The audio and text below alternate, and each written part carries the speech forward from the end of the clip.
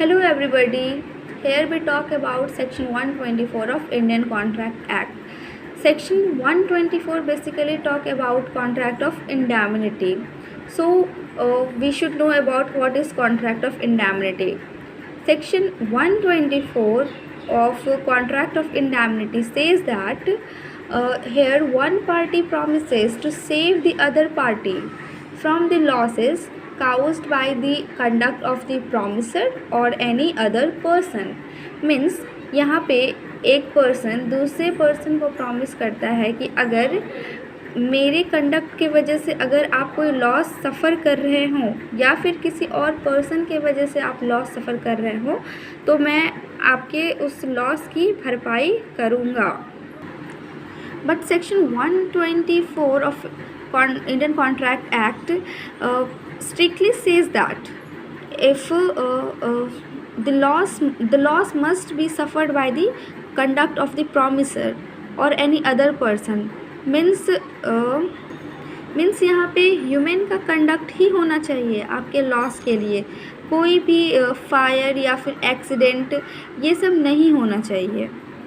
ये सब इंडैम्निटी में नहीं इंक्लूड किया जाता है. यहाँ पे सिर्फ पर्सन के द्वारा किया गया लॉस ही इंक्लूड किया जाता है. For example a person want delivered goods to B. Now A will promise to B that I am going to deliver the goods every month at the rate of ₹1000. Means यहाँ पे A B को बोल रहा है कि मैं आपको goods दूंगा और उसके बदले आप मुझे रिटर्न पैसा दीजिएगा. और साथ ही साथ ए बोलता है that if I am fails to deliver the good then I am going to pay you the compensation. Means A बोलता है मीन्स जो भी गुड्स प्रोवाइड करने वाला रहता है वो बोलता है कि अगर मैं आपको गुड्स मीन्स सामान प्रोवाइड नहीं कर पाया हर मंथ तो मैं आपको उल्टा कॉम्पनसेशन दूंगा. सो यहाँ पे बी का तो कोई लॉस हो नहीं रहा है. Here we agree with that agreement because in that we has no loss. So here a question arises why that person take indemnity of the other person. Why? What is the consideration? Means यहाँ पे A B को compensate क्यों करेगा, क्यों उसको loss से बचाने जा रहा है. उसके बदले उसको क्या मिलने वाला है, कोई कंसिड्रेशन होगा तभी तो. किसी भी वैलिड कॉन्ट्रैक्ट के लिए कंसिड्रेशन इज़ मस्ट. सो यहाँ पे देखेंगे कि कंसिड्रेशन तो है वो भी इंटरेस्ट है. मीन्स बी का इंटरेस्ट ए के लिए कंसिड्रेशन है. Means some kind of business of that person means to provide the money, means to provide the security to other person that is business of that person. So here two term is important. The first is that the person who makes the promise, जो person दूसरे आदमी को promise करता है कि मैं आपको कोई भी लॉस सफ़र होने से बचाऊंगा, that person called indemnifier. Another term is that if the person in whose favour the promise made is called indemnity holder. और जिसके फेवर में प्रॉमिस किया जाता है, जिसको बचाने के लिए प्रॉमिस किया जाता है लॉस से, उसको इंडैम्निटी होल्डर बोलते हैं या फिर इंडैम्निटी फाई बोलते हैं. So here two term is very important, indemnity fire and indemnity holder. Here one thing I missed, that is goodwill and interest of indemnity holder is the consideration of indemnity fire. जैसे कि मैंने बोला था कि interest है यहाँ पे एक पर्सन का दूसरे पर्सन को लॉस से सेव करने का. सो अब हम देखते हैं कि what is means contract of indemnity होने के लिए क्या क्या चाहिए. First is that indemnity may be express और इम्प्लाइड. एक्सप्रेस मीन ओरल और रिटन. मीन्स ओरल भी चलेगा और रिटन भी चलेगा. और implied means by the conduct of the parties means कोई लिखा हुआ नहीं है ना कुछ बोला हुआ है, लेकिन आपके बिहेवियर से या फिर आपके पोस्चर से, गेस्चर से लग सकता है कि यहाँ पे एक कॉन्ट्रैक्ट किया गया है। मीन्स आपसे कोई कुछ पूछे और हाँ ना जवाब नहीं देना, सिर्फ आप उसे सर हिलाकर बोल दे, तो वो इम्प्लाइड कॉन्ट्रैक्ट हो जाएगा।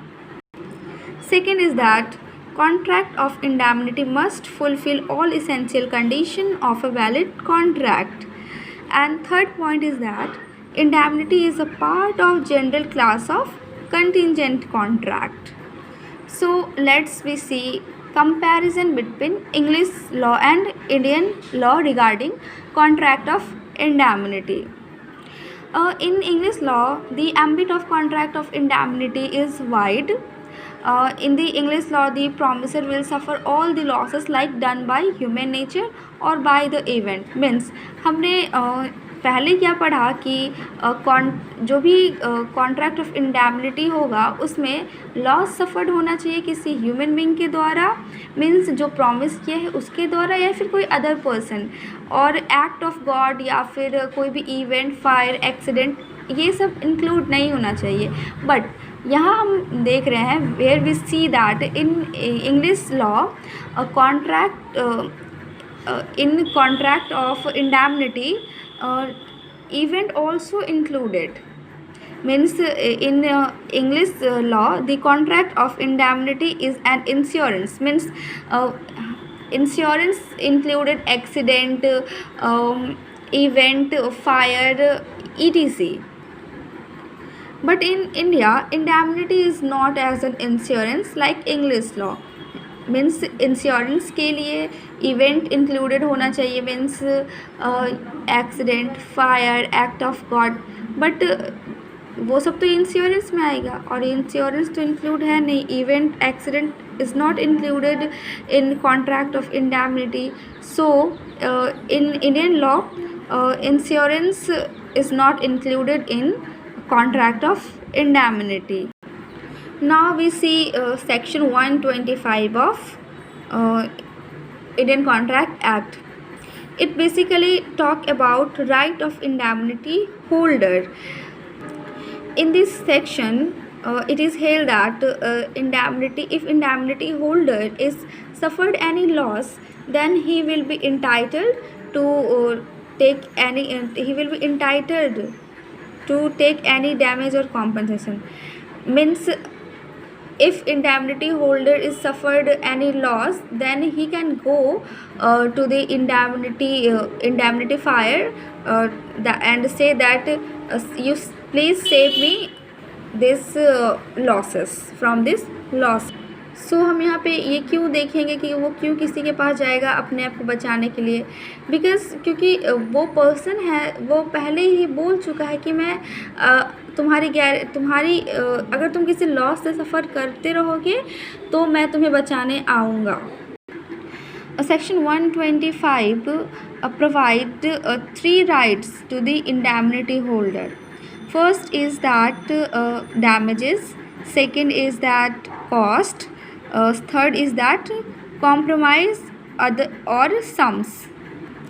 So हम first damage देखते हैं. Means in this it says that an indemnity holder is entitled to recover the amount of damage which he has been compelled to pay to another party in a suit to which contract of indemnity is applicable. Here breach of obligation or said duty or violation of right or breach of contract. Means indemnity holder जो भी damage सफ़र किया है उसके वजह से वो उसको देना पड़ेगा, और ये राइट है इंडैमिनिटी होल्डर का कि वो उससे क्लेम कर सकता है, वो उसके खिलाफ़ केस कर सकता है, लीगल प्रोसीडिंग चला सकता है. Second is that cost. Means those amount which is spent in legal proceeding and that money or cash is overloaded on the indemnity holder, then he can claim from the indemnity fire, for that money. Means an indemnity holder is also entitled to claim all costs which he had incurred for defending himself in a suit to which the promise of indemnity is applicable. Means यहाँ पे जो भी पैसा या फिर money जो भी खर्च हुआ है इंडेमनिटी होल्डर को खुद को बचाने के लिए, तो वो इंडेमनिटी फायर को क्लेम कर सकता है.